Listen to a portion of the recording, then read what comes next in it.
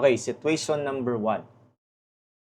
A load W is lifted through a boom BCD as shown in the figure. So the pulley at D is frictionless. So cable dumaan sa pulley. So the dimensions given, the load is given, determine the tension in cable AC. Determine the horizontal reaction at point B. Determine the vertical reaction at point B. Okay, so pin kasi yung support natin dito. That's why we have two components of the reaction. Lagay natin yung data. Load is 30 kilonewtons, then dimensions are in meters. So, to solve for the cable AC, para ma-solve natin yan, no? So, since it is inclined member, we need the angle. Kailangan talaga natin kunin yung angle beta. Okay, klarong-klaro dito using this right triangle, ito. We can solve for beta, no? We can solve for that beta. But, kung titingnan natin to, yung meron ng dimensions is ito. Ito lang yung merong dimension dyan. So, ano yung other way? Kailangan pa natin kunin yung yung distance, no, yung vertical distance yan. So, most likely kukunin natin to. After that, using this right triangle. Pero meron ding other let's say shortcut, no, other way. So, pwede nating gawing ganito. So, instead na itong triangle yung gagamitin ko, instead na ito yung gagamitin ko, pwede ko siyang gamitin yung angle na yan. Di ba, similar triangle ito. Itong triangle na yan dito is similar to this triangle. Bakit? Because the same sila ng horizontal distance, the same sila ng vertical distance. So that means, yung angle beta dito is the same angle dito sa kabilang side. Angle beta din yan. So, in this case, hindi ko na kailangan kunin yung vertical distance na to. Hindi na needed. Although, it is just, half, no? It is just a half. Pero, kung ako dito, ito na lang yung gagamitin ko na triangle. Solving for beta at 1. Okay? Isa-solve ko yan. So, beta is arctangent of opposite 6. Adjacent is 8. So, beta is 36.87. Okay, kailangan natin siya para ma-solve yung cable AC. Because cable AC is inclined. So, at an angle beta. Okay, ngayon, free body diagram of forces muna tayo. Always remember sa free body diagram, no, you can have your diagram as a whole. Pwede mo rin gawin yung diagram mo, puputulin mo yung mga members. And sa mga naputol mo, dyan mo lang lalagyan ng forces. External free body diagram tayo. External forces, external reaction. So, at A, you can have here component AY, component AX. Assumption yung ating direction. It can be wrong, but for this free body diagram, for this orientation of the forces, most likely ito yung direction ng force kasi downward to, pataas to dapat. Okay, then ito, itutumba yan ng ating weight. So, dapat ganito yung ating AX. But again, you can always assume direction, no? in your free body diagram. Sa B naman, may BY and may BX. So, to balance AX, ang BX must be going to the right. Now, yung AX natin is left, then BX is right. Kasi summation of forces horizontal, wala nang ibang horizontal force present dyan.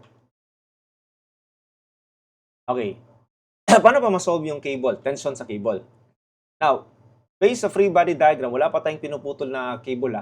Kung wala pa tayong pinuputol na cable, tingnan lang talaga natin yung external forces. Huwag mo munang lagyan ng forces dito sa gitna, sa loob ng cable. As long as hindi pa natin pinutol, wala mo ng forces. So let's try to consider the whole system. Ano ba yung makukuha natin sa whole system considering conditions of equilibrium? Tingnan nyo, kung magmo-moment tayo sa B, makukuha natin is AX. We can solve for AX. Kung doon naman tayo mag-moment sa A, ang masosolve naman natin is si EX. Okay, subukan natin. Summation of moment about B. Bali, yung ginagawa natin dito, nag-i-investigate tayo, ano ba yung data na pwede nating makuha as whole system. Free body diagram as whole system. Wala pa tayong pinuputol na cable.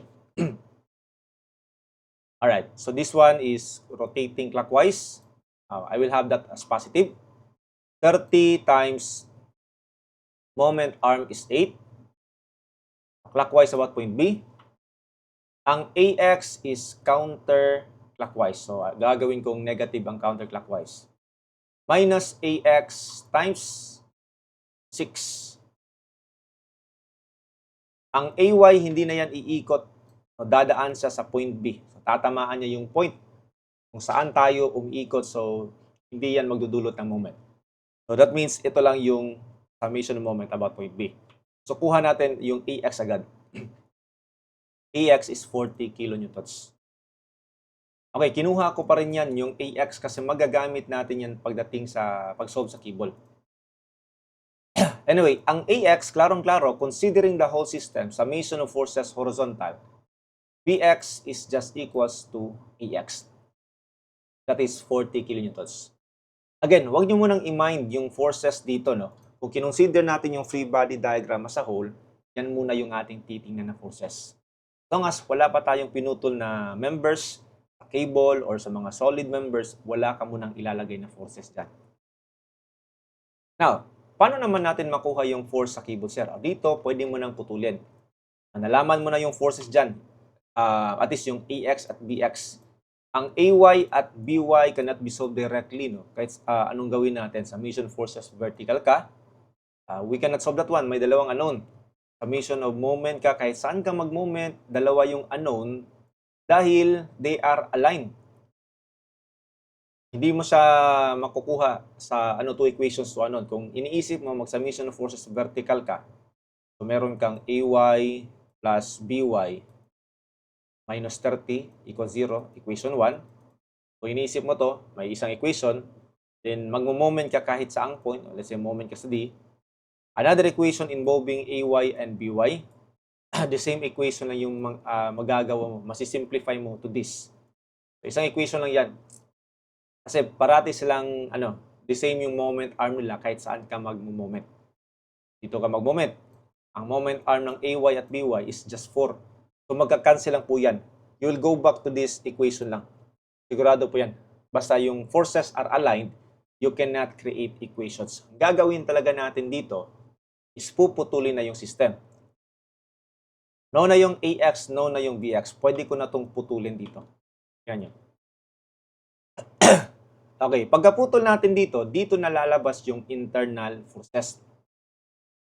Now, characteristics sa isang frictionless pulley. By the way, wala siyang binigay na radius or diameter ng pulley. So, we will assume it is just a point. It is just a single point. Now, characteristic po to sa frictionless pulley.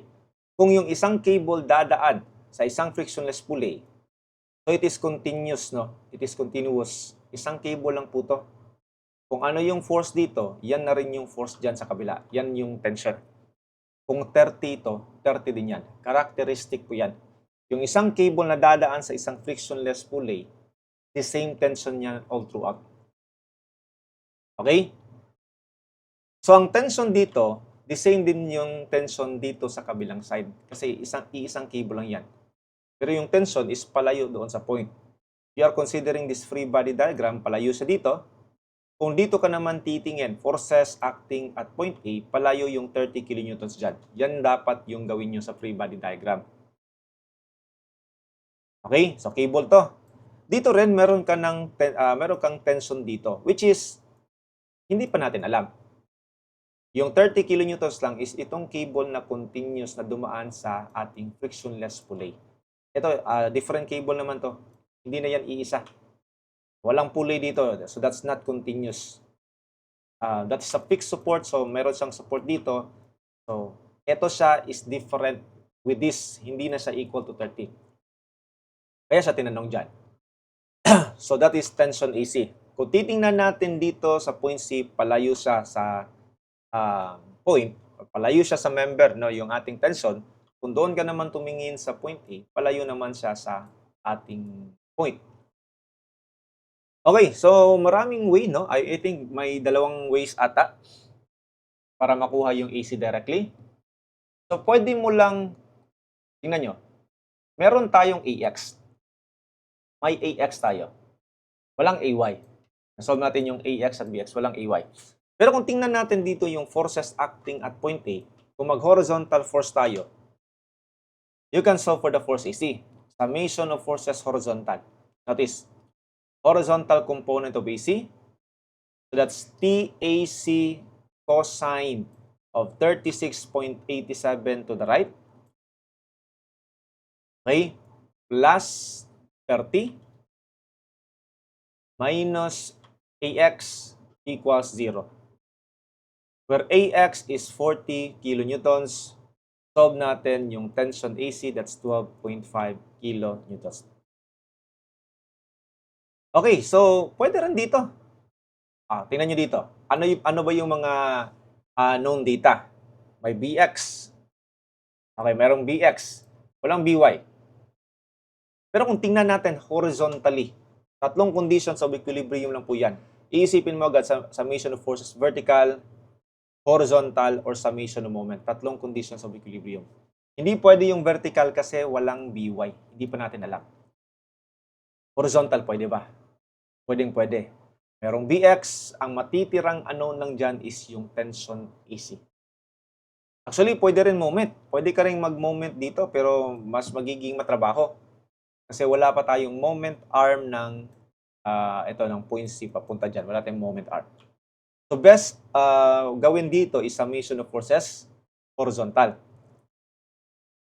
Pinakita ko pala dito yung summation of moment. Anyway, summation of moment about point B. Summation of moment about point B. Pero pwede lang summation of forces horizontal. Tingnan na natin. BX. Summation forces yung ginawa ko pala, sorry. Summation of forces. Ang nasulat ko is summation of moment. Let me, Okay.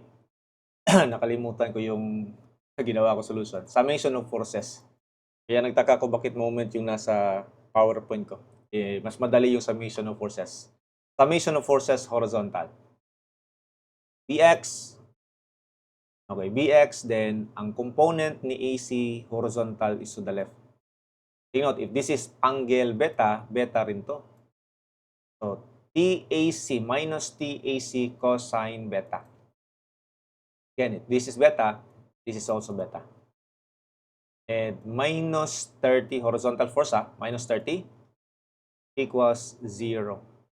Wala nang other horizontal force. Focus lang tayo dito sa free body diagram of member BCD. No? Free body diagram of member BCD. BC lang yung nasulat ko. Anyway, BX is 40. So, kuha natin yung tension AC. Same result talaga yan. The same results yan. We are just focusing. Again, yung technique dito, focus ka doon sa free body diagram. In every cut, kung meron kang puputulin na system, merong internal forces. Kanina, kinonsider natin yung whole system. So, wag mong isali sa forces yung internal tension sa cable. Lalagyan mo lang siya ng forces kung puputulin mo na yung cable. Okay, so meron na tayong part 1, no? 12.5 kilonewtons. Part 2, RBX. Actually, ito na yan. RBX or BX. Okay, vertical component na lang. I-gather natin yung data. Lagay ko dito, tension AC, AX, BX. So sa part 2, ang BX lang yan, no? RBX yung ano niya. So BX is 40 kilonewton. Sagot. Problem number 2. Okay, problem number 3, RBY. So paano kunin si RBY? Pwede mo na lang itong i-consider. Consider mo yan. Ito na lang yung natitirang anon po dyan. So pwedeng mag-summation of forces vertical tayo. Summation of forces vertical. Forces on member, again, BCD. BC lang yung nailagay ko. Member BCD. Summation forces vertical. So you have BY upward. Okay, BY upward, then plus 12.5. Itong vertical component niyan, 12.5, again beta ito, sine. vertical component of tension AC. Ano ba yung vertical force present? Minus the weight. Minus 30, then that will be equal to 0.